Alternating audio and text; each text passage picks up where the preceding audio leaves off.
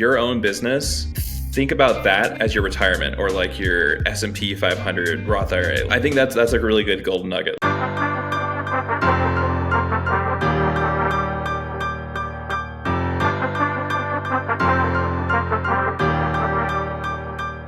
Welcome to the Partners Podcast, where you get exclusive behind-the-scenes access to entrepreneurs who are relentlessly building real, profitable companies. Join us as we ask them the hard questions so you can take away the mindset, strategy, and tactics that launch them to success. Welcome to another episode of the Partners Podcast, joined today by Lennon Vaughan. He's an absolutely killer leader in this industry. He is running ProMedia Co, founder and CEO of a 7-figure agency now. Lennon, how did you get started in all this? It's been a crazy ride, I feel like. Yeah, it is. It has been a really crazy ride, and thanks for having me. Yeah, I guess I officially started shooting real estate photography like 2019, 2018-ish. I was like 20 years old or 21 years old. And I guess I kind of just stumbled into it almost. I had this genius business idea that I would run company social media platforms. That was my original business idea because I wanted to be able to work anywhere pretty much. So I just thought of like any online business to start. And I kind of led into doing social media for real estate agents, which turned into me buying a drone. And then I felt like, well, if I'm shooting drone for these real estate agents for their social media, like I might as well shoot for their listings as well. And then I started just doing that for a while, but just doing video. I wonder how many people started with just a drone, because like that's how my partner Colby started, with aerial canvas. That's why it's called aerial canvas, because we started with the drone canvassing different landscapes, and then it all of a sudden became all of this, like, you know, photo, video, 3D Matterport, websites, floor plans, you name it. Yeah. I'd love to see ask like a lot of people, because I feel like it might be pretty common, because I wasn't like a super big camera guy. And I've always loved video, and the camera with the getting a good camera body and a camera lens is so expensive. You can just get a drone for like $600 and it's less expensive than both. So I think it was just definitely the price. And then it just sounds like really fun to fly a drone, honestly. So I think that's why I decided just to get a drone. But yeah, so I decided just to do video because in my head, like I've always just been a video guy. Like I've made ski edits for the longest time. When I was a kid, I'd make like trampoline edits and stuff. So I was always just a video guy in my head, and just started making real estate videos in Steamboat Springs and in Park City, which I ended up moving to. I would just kind of cold call agents up. I was still kind of a somewhat professional athlete. I was competing at like a World Cup level, and my goal was to go to the Olympics, but I wasn't paying the bills with my skiing at all. So what I would do is, even if I was skiing and I was super busy training and stuff, I would spend at least an hour per day calling at least 10 to 20 agents, just cold calls. And I ended up racking up over the years, like 3 to 4K a month in revenue during the summer season. And of course that kind of dipped off to around 1K a month in revenue during the winter season. And I probably did that for like 2 years before I fully retired from skiing and went full on into real estate media. And I'd say from then on, I got a pretty big deal with a brokerage, just because I had worked with I'd worked a lot with the brokerage's biggest agent. The brokerage is Berkshire Hathaway Utah. They've got around like 700 agents, and they reached out to me and they said, "Hey, you're doing work for our biggest client, our biggest brokerage. We'd love for you to do that for our entire brokerage. So here's what we propose to you. We propose that you hire a videographer to work with you, and you be our quote unquote in-house team." So I signed this kind of funky contract where I would be their in-house team, but I could work with other agents pretty much. They gave me like a Berkshire Hathaway email address that I still use to this day occasionally. yeah, I got my first employee from pretty much, I was making 4K a month, and I hired an employee that I was gonna pay him 4K a month. So I was pretty much netting $0 at That's the scary. month that I signed that contract. The But how contract said much? that I had a That's retainer of $4,000, and they were going to allow me to work with other agents. So I technically would make $8,000 per month, but that wasn't really guaranteed. It felt like, and it was pretty scary. But $4,000 a month costs for what I think I was going to make $8,000 a month, and halfway through that year, it was going okay. We hit the $4,000 a month mark every single month up until the middle of the winter, and I was just kind of thinking like, what else could we do? Why don't we try real estate photography?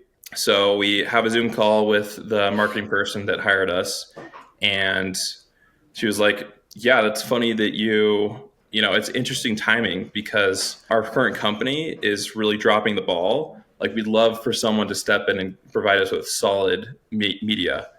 So we started doing that. It was picking up pretty slow, but I think that was partially because it was winter time.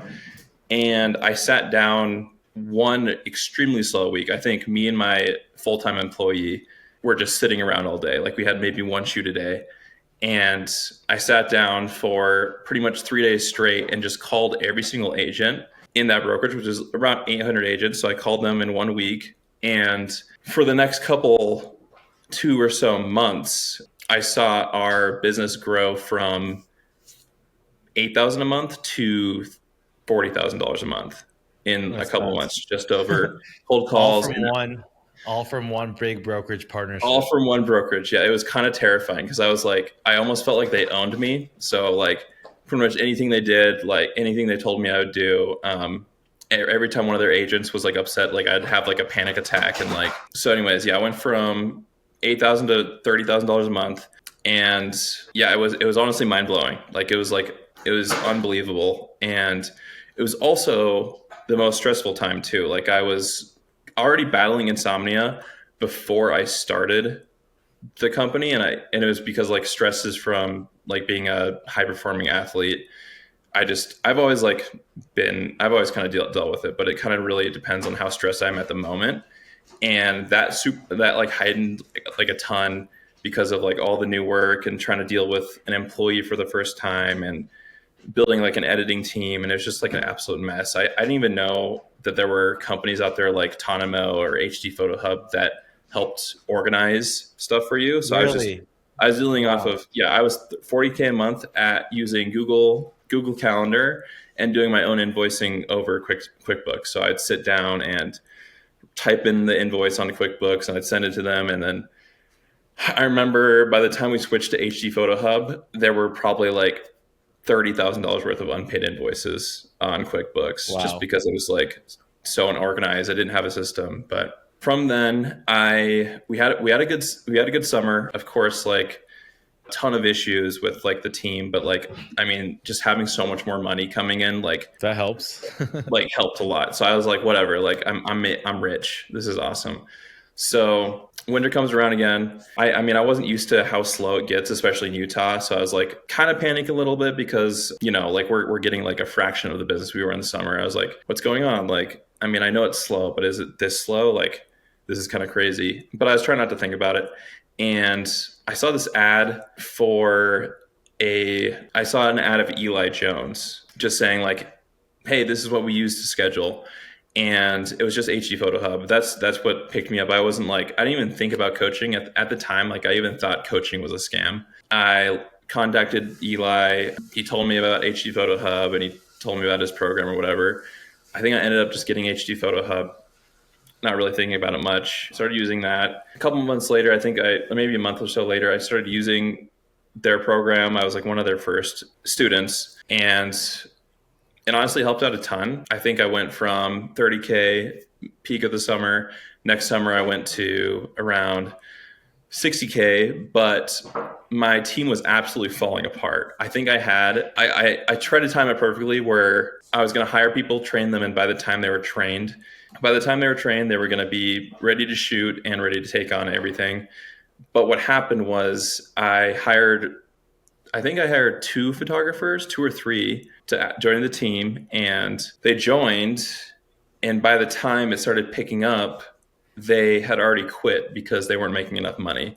So I'm in the beginning of busy season, down three photographers, just like kind of freaking out. And the coaching that I was getting wasn't like, I mean, not to bag on Norman and Young, like they helped me out so much with, they helped me out a ton, but they didn't really, from my experience and what my market demands, they didn't really teach me how to build like a team of photographers, really good photographers that, they show up on time, they shoot really well, etc. Whatever you need for a photography team. I didn't feel like I was getting that. So, and the program had ended like a while ago. So I was just kind of on my own, like running through photographers, not really sure what to do. I think we had a pretty rocky. I ended up finally getting a team together like at the end of the summer, and they weren't performing at a level I would like to, but they were getting the job done. I was still like getting tons of complaints on the quality of photography, and that was the main one. It's just the quality. Like the people I hired were good. They would show up on time. They were super gung ho on taking photos. And then I reached out to. I was like, well, I don't know what to do now. Like I feel like I don't know if I'm missing that part to like, well, I don't think I'm missing the part. I just feel like I just didn't want to spend another year of trial and error. Like I don't like wasting a lot of time trying to figure things out by myself. I just felt like, there's got to be something out there like that can help me out more than, what Norman Young did. So I reached out to a couple photographers that had companies like mine in other states, and I ended up talking to this guy named Bronson Calder, CPV Media, and he said, like, hey, this is what I'm currently doing. I'm doing ACRE Partner. They're definitely the way to go for listing media. So start with ACRE Partner, and this was during the slow season, so it was honestly perfect timing. So me and you helped me out with a lot of the kinks I was running into, which was a lot of system error, like a lot of lack of systems, lack of training, lack of leadership. And we kind of worked through that for that winter. And by the next summer, it was the smoothest I ever felt. Honestly, like we grew so much that I wasn't even expecting it to be like smooth. So, we were hitting like 120K a month from hitting 70K the month before. So we pretty much doubled our business, 120K peak. Of course, it was going to be a bit rocky because you're going to feel growing pains just going from, doubling your business each year. And I couldn't have, done it without ACRE Partner to get to that point. And just recently, you guys helped me find an office manager that's based in Utah that lately has really bought a lot of my time back. And I've been able to go on a few vacations, spend a lot of time doing cold calls. I nailed down like a handful of top agents in Utah that, I wouldn't have if I didn't have that time. Fully redid my scheduling system, redid my VA team that does client communications without me really touching anything. Like my new office manager, like she fired my two old VAs that weren't performing at like a level that I wanted. And she sourced and found two new VAs and is currently training them up, which is something that would have taken me a month of my entire time to do myself. But while she was doing that, like I was doing phone calls, I was in California surfing and Hawaii surfing, like just kind of enjoying myself and taking a little time off and visiting my parents. And it was definitely the best. All that grind paid off finally. Yeah, it finally feels, it's always paid off just because it's like, I always really like what I do for the most part. But yeah, that was definitely like, it was a missing piece of my business, just that ending office manager, that just person that has that competence level. And yeah, it's really been like a great month this Amazing. month or the past couple months. So, but yeah, that's pretty much the story. What's the vision with the company now? Like now that you have a pretty solid team in place, how many total people do you have? Like you have like 4 photographers? Yeah, we've got I guess like 6 photographers.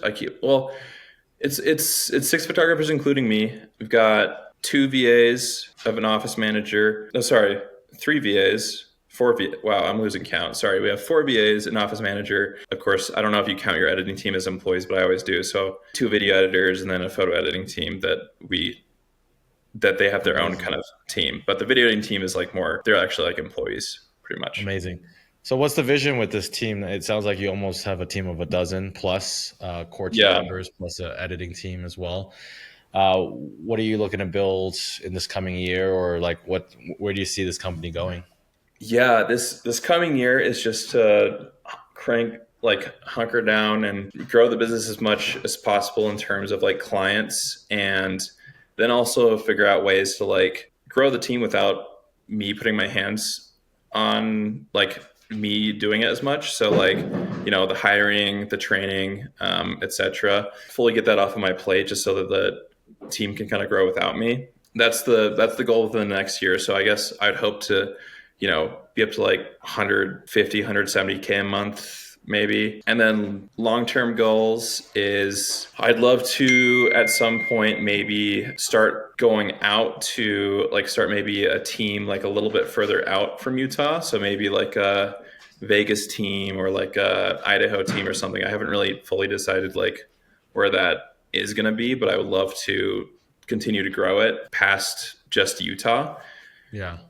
And then like a 5 to 10 year goal is just grow it as big as I can and possibly sell it for a Get a profit nice and big, get a expand nice big my, exit, and then yeah, like do an chill on the exit in island. like 5 or 10 years. I think that's Well, the that's awesome. goal. What are some of the things you learned along the way? Like, what do you think went well that allowed you to scale up? Like, what are the three most important lessons that allowed you to build and grow? I think realizing that, I mean, well, this one doesn't seem very unique, but an editing team, like outsourcing your editing is like the first step that was like got me from 3K to 40K. Next one after that is valuing customer service just as much as valuing your quality of product. So, Mhm. you know, customer service, like getting people in as fast as possible, fixing their issues as fast as possible, training your team, like consistently training your team to fix those issues, coming up with ways to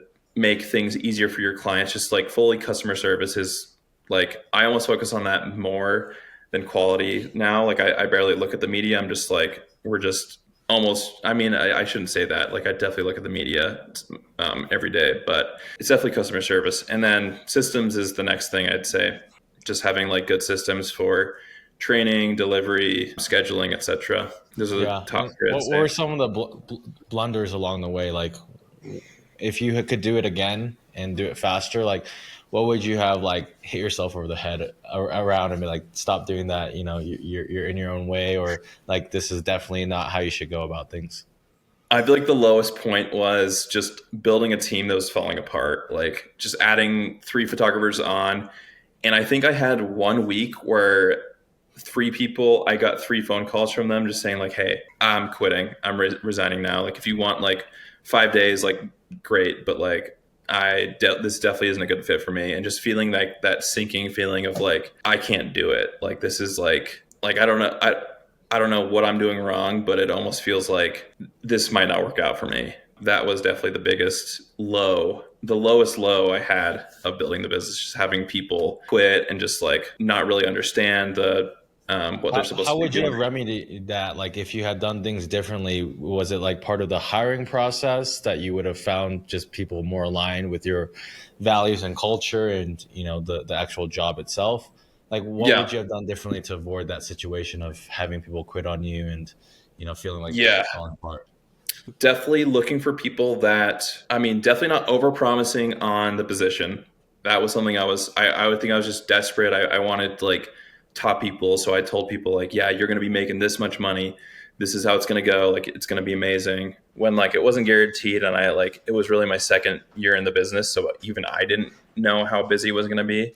I was just kind of guessing and hoping. And the second one was just how I trained them. Like, I mean, honestly, really big breakthrough for me was having like a review after the training. So where you could see like side by side the photo that they took and then the photo that you took, or like your top photographer took, so that they can just see themselves, because you can tell people how to take a photo, but if they see it, especially, I feel like a lot of photographers are very visual learners. If they can see how their photo looks differently than your photo, they can make those adjustments. And if you can almost ask them like, what would you have done to make your photo more like my photo? And if they can start repeating things, like they can start saying things where it actually makes sense to you as to what they would do, you'll see it in their photography. Like they'll start shooting just like you do. And honestly, that was a really cool thing that you helped me figure out. Yeah, it's now it seems almost obvious, right? But like sometimes Yes. you need that outside perspective to be like, "Hey, Lennon, are you doing this?" And you're like, "No, I'm not. That's a good idea. Let me try doing that." Oh, it works. Yeah. And like, it's like when you're in that kind of panic mode, your brain doesn't think of stuff like that. Like, I think if I was like more relaxed and like it seems so obvious. I'm like, if I was just like in a brainstorm room every week and I wasn't like in the panic, like everything's burning down mode, like, stuff like that, like might Yeah. come. But like if you're building a business and you're in it, like you need someone to kind of show you the way, or else you're going to waste a lot of time and a lot of money, and you're going to lose a lot of Yeah. clients, which is what I It's was like kind of having what's the guy in Lion King, Rafiki or something, or a Yoda in Star Wars. Just someone that like yeah, I have to get that person myself. Like I just hired another mentor for marketing, Jeremy, yeah, and like when he just gives me a perspective because he's seen all of these different scenarios play out from people that are also trying to grow a mentorship company or like a mastermind like mine. He's building one himself, and he's seeing like what's worked, what's not, what people value, what people don't. yeah, And the only way to really get that perspective is, by consulting people that aren't so in the business, but they're like be able to look at it from a snapshot and be like, hey, what about this? What about that? So, yeah. I've gone through some of the same challenges. What would you say your biggest challenges right now? Like, what's the next frontier or like the next big obstacle you're trying to overcome? It's funny. I always say this each slow season. I'm like, I don't know if anything's challenging me, but there's always room to grow. I'd say right now, I don't know if it's a challenge just yet, but I would love to figure out how to like develop an editing team that is actually good, because I've struggled with finding editors. I haven't yet found like an outsource for that where it's like, I know you guys have Market U that actually edits at a level that my current editor edits. And I don't know, maybe I'm just like extremely picky. I know there are editors out there. I found one. Like we currently have two that they're pretty decent. One of them's definitely better than the other. And I only send him the best stuff and like the most creative stuff, because he's got this eye that almost, I feel like the other editing team, like I feel like it's more of like a company that kind of does like the more low end stuff.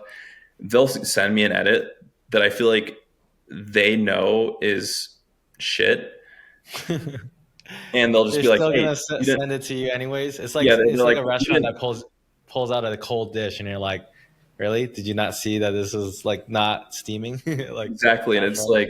like, for instance, they sent me this, and this happened at the worst time too. It was like, and I even have a QC. I have a QC to look at the video edits, and we were doing this kind of uncommon edit where like they had a bunch of people at this broker open come and talk in front of the camera, and we showed like footage of the listing that we shot as well as like some highlights from the broker open, because it was a pretty fancy listing, and it was about 8 videos. It came through our editing team. It came through the QC team. They sent it out. I got a call from the agent. They're like, "Did you even watch these videos?" And I was like, my team watched the videos. I'll take a look right now. And they're like, "Yeah, these videos are absolutely terrible. Like, what are you thinking?" And I was like, Yeah. "Well, I'm so sorry. Like, let me look at these videos." And I looked back at them, and there were literally like just stumbles, like awkward pauses in their talking, like it was just obvious, like this team like just Yeah. doesn't have their own QC team, and then my own QC team isn't like at the level I needed to be at to just be like, hey, that's shit Yeah. video. Like, don't send it out yet. So, Yeah. yeah, At that some was, point, I think what might make sense is like, I know you just got an office manager to truly own like the operation side of things. yeah, We have post production leads or post production managers that handle like and review and manage the entire editing team. So even if you do outsource a bulk of it, having like a core, slightly higher level staff that knows what to look for, that you've groomed personally, that you've like I know you said you're picky, but you can find someone who understands your level of pickiness and like what quality you're looking for. You just have to invest the time to develop them like a director at your company, right? You have to invest in developing the future managers and leaders of your company. And so this person isn't going to be a VA or a contractor.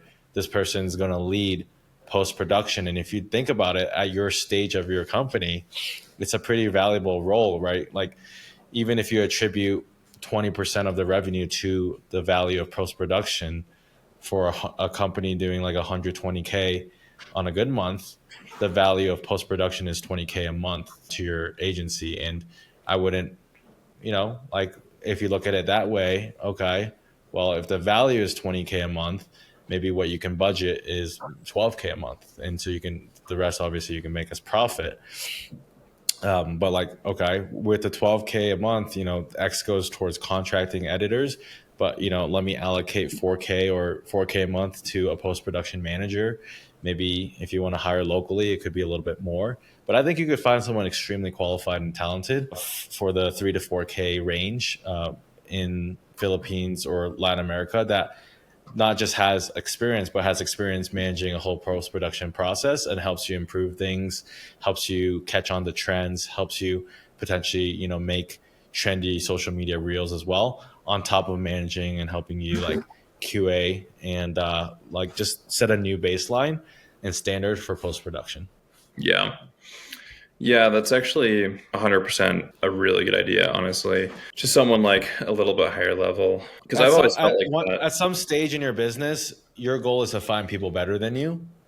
And so, like, find a video editing manager that is pickier than you, that has higher standards than you, that understands and is obsessed with video editing, Yeah. and also has an incentive, right? You can give him his base of whatever it is, 30K, 40K, 50K a year, maybe more if you're hiring local, and say, hey, if we don't have any issues with video editing and if you can help us achieve X, Y, and Z, like no revision or like revisions under 5%, or hey, at least 2 of our reels go viral every single month. If they go viral, I'll give you like a $200 bonus.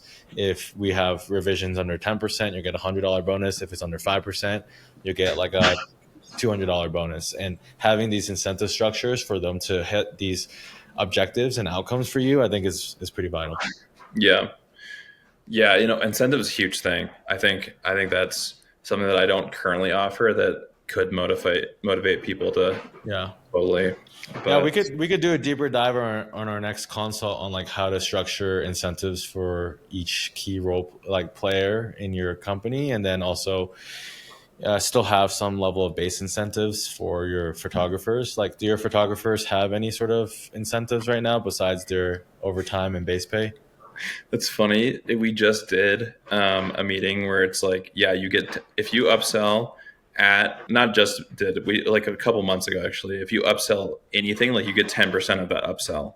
So like if you upsell to $300, like a $300 package, like that's $30 pretty much. Yeah, yeah. But I I would haven't even seen put an accelerant on that. Like, hey, for this month, we'll do 25% or even 50% on your first one. That drives them to think about it more and I develop the see. habit, because sometimes people, 10%, they're like, this might not work out. If it works out, it's only $30, whatever. But if they're like, hey, I can get $150 on this first one, they're going to be like thinking about it. They're going to be asking, hey, what type of training can you provide me? $30 ain't bad, but like it's not going to get anyone jumping out of bed. Excited. Yeah, that's true. That's a good But idea.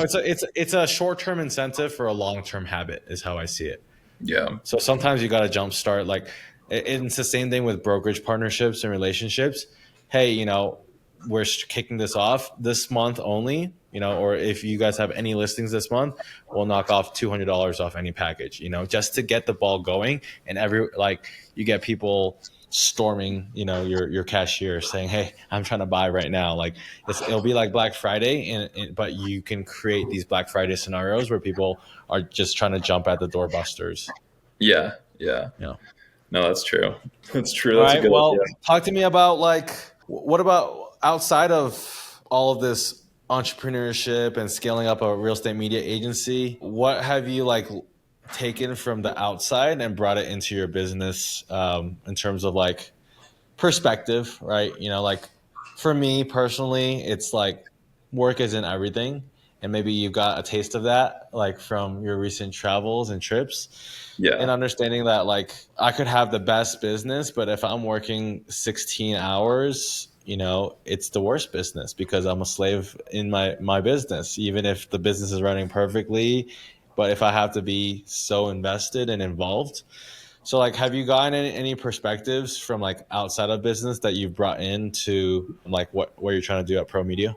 I mean, kind of like what you're saying about I'd say one of the things that I really learned that I've kind of brought to my own business is and it kind of makes me laugh when I see almost cringe a little bit, the kind of the grind set mentality that influence finance bros have, or just the grind mentality is I feel like what's more important than waking up at 5 a.m., doing your workout, being at the work by 7 a.m. and working until 9 p.m. I think what's more important than that is just consistency. I started the business doing pretty much 1 hour per day, 10 to 20 phone calls, and still I'll pull crazy hours depending on what's needed, especially since we're growing at a rate where it's 40%, 50% each year, and we always run into growing pains. But honestly, one of the smartest things I did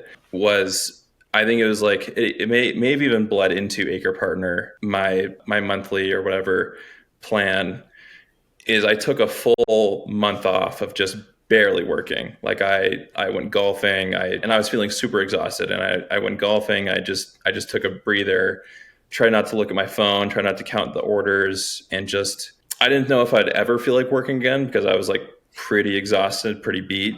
And, as, a month later after doing that, I was back to being super motivated, working super hard, and I ended up growing the business another 50K a month by the time the summer went around, even though I was completely just burnt out, completely just wanting to stop everything and just, I don't know, just chill for a while. And, Yeah.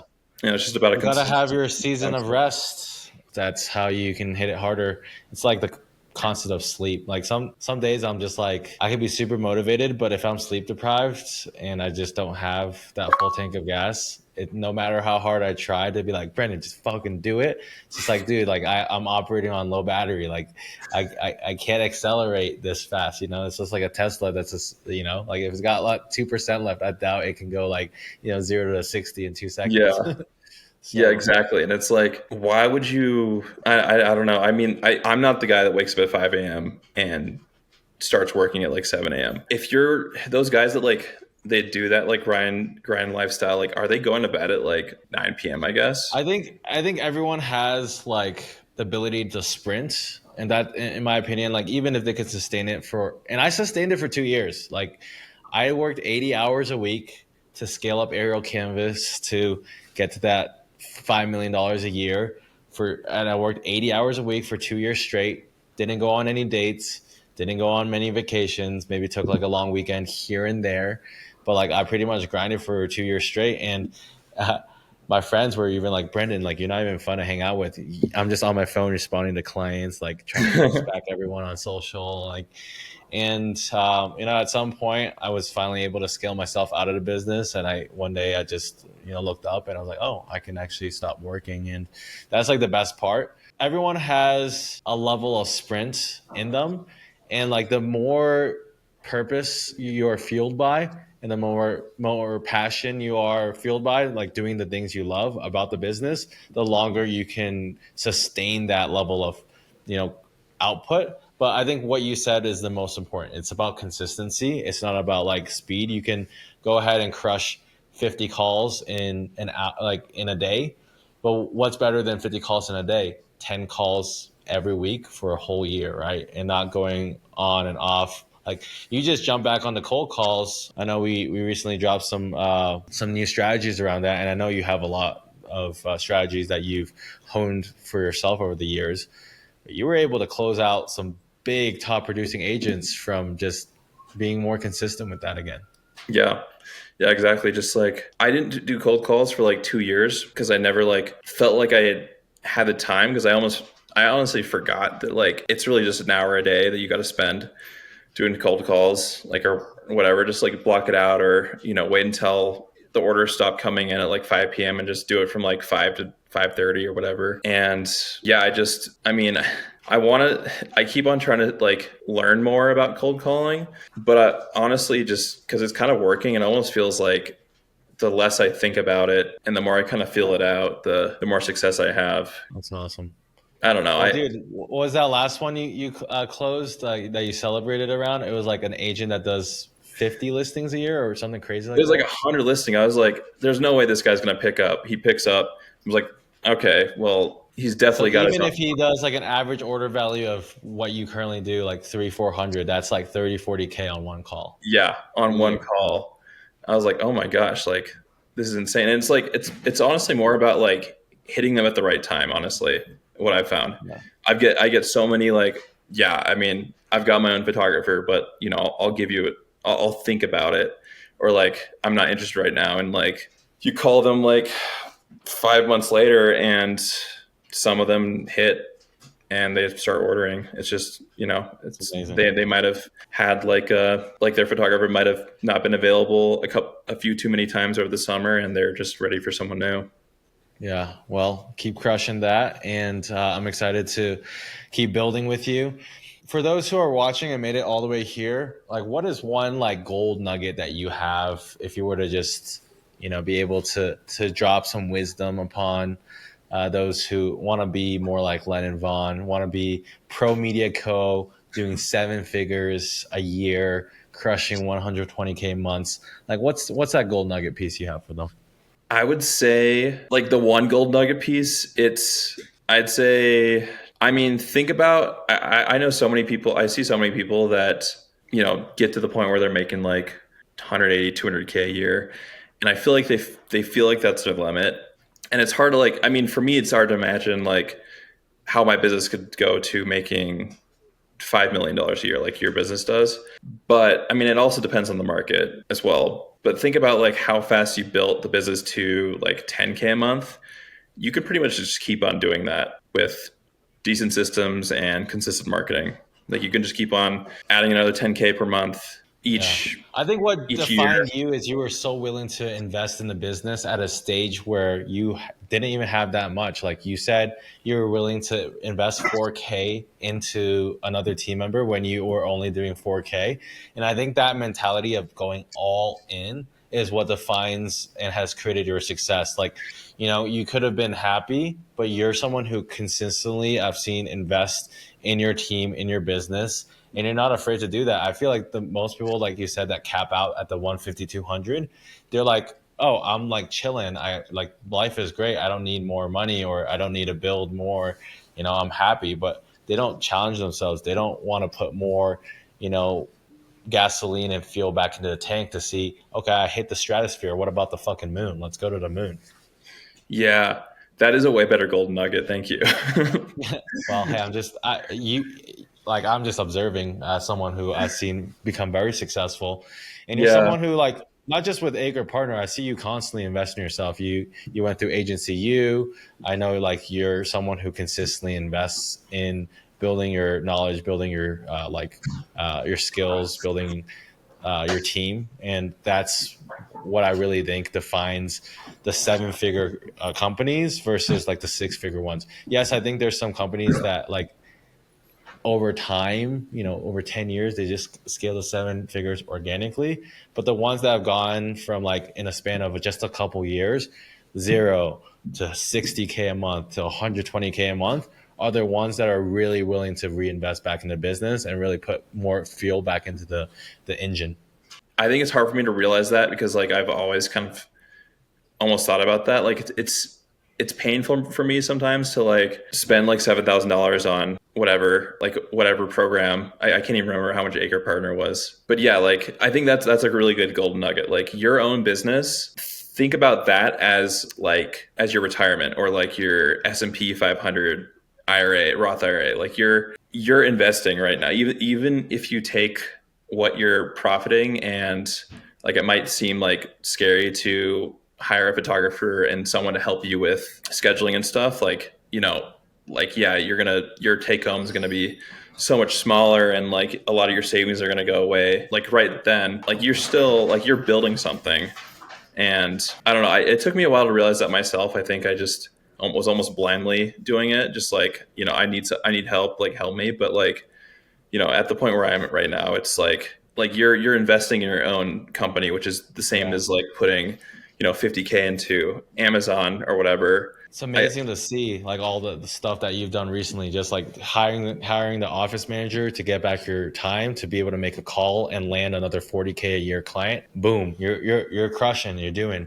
And like I think one thing I noticed about working with you that's awesome is like you're extremely coachable, as in like I give you a strategy and you just go execute. Like we talked about Tonimo.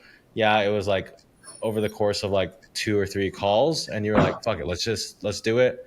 And boom, like 3 months later, we restructured your pricing strategy, we implemented a new booking system. And what happened? Like your AOV went up like $100 or something Yeah, AOV went up $100, bought on a lot of time 250 back. projects a month, dude. That's Yeah. crazy.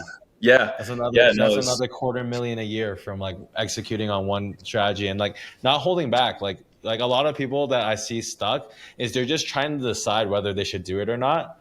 And you said, "Fuck it, let's just try it." Worst case yeah. scenario, it doesn't work, and I just go back to what I did before. It's hard for me to like understand those people that are stuck at like 100K a month, or sorry, 100K a year, 200K a year, just because like You blew through it. I didn't want to stop until I was at a million a year. What you could do is if you're at 100K a year, 200K a year, and you're a single guy or girl or whatever, save up a shit ton of money. If you're just living in a 1 bedroom apartment, you don't have a lot of expenses, don't have a lot of debt, which is what I was. Save up like close to 100K, and then just go for it. Like hire that office manager, buy courses, spend like 20. I think something that Bronson said to me actually was like, yeah, this is like my college tuition. Like, yes, people blindly pay $50,000 a year to go to a college to get a job that pays them 70K a year. Invest 30K. If you have 100K saved up, invest that 30K to turn that 100K into like $1 million. Yeah. I'd say Well, I that's think like, you did that. I think yeah. with ACRE, you were on the all-in mentorship plan at Diamond. And it's I think over the course of a year, it's like between 20 and 30. Yeah. But shit, dude, like you went from 60K a month to 120K a month, and got a team in place. You built massive equity in your business, and Yeah. I'd say that's slightly better than a college degree. A little Yeah. bit. Yeah. I mean, everyone's brainwashed in my opinion, but like, yeah, it's crazy how much people put into like college. But then like when it's starting a business, it's like, whoa, like that's so much money. That's $7,000. But like they'll blindly pay $50,000 to go out of state to college, which is kind of crazy to me. Not that I'm Yeah. not a college hater. Like I didn't go to college, but I know college is for some people, but I spent a good amount of money going through 4 years of college, and I can tell you, I learned a few things. I learned how to party rock, and I learned how to socialize. And I would say I would attribute my social skills and ability to carry a conversation to college, but I yeah, probably could have learned it by throwing like someone else I wanted to hang out with to teach me to college those social skills. Like I could have gotten it for probably 1/10 the price, but yeah, it's an experience. Obviously, like it's an experience you can't replicate anywhere else. Being in college with all these other students, everyone's just wanting to live it up and try new things. Like that environment's pretty cool. But yeah, I agree with you. It's not the best use of, if you have 100K or 200K, you could probably build a business or buy into a franchise and immediately be guaranteed an opportunity almost that pays way better than a 50, 60, 70K a year job you would get after college. Yeah. Yeah, exactly. Anyways, dude, you're the man. Keep crushing. ProMedia Co to the moon. Excited to see all the growth that you're going to experience this year. Now you have an office manager in place. You have 6 photographers, including yourself. You're starting to build out an entire post production department as well. I know you're going to do it because you're like, I need this done right at this stage. So I'm excited for that. And team of 4 VAs backing you up, delivering 250, 300 projects a month. I can only imagine what's to come. You're gonna start knocking on the 400, 500, maybe 1,000 projects a month at some point. Yeah, Keep that's crushing. the goal. But Love it. yeah, man, thanks for having me. And yeah, thanks for everything, dude. ACRE Partners been honestly very life-changing and one of the best investments I've ever made for sure. So, thank you. Well, of course. I thank you for taking the time to share your journey, and excited to do another one of these with you sooner than later. Maybe next year you're gonna be like, yeah, dude, we just hit 200K a month, and I'll be like, all right, let's jump on another episode. What did you do to get here? Hell yeah, yeah. Let's do it. Let's do it. Hopefully I'm doing 200K a month next time we do this. It's possible, man. It's very possible.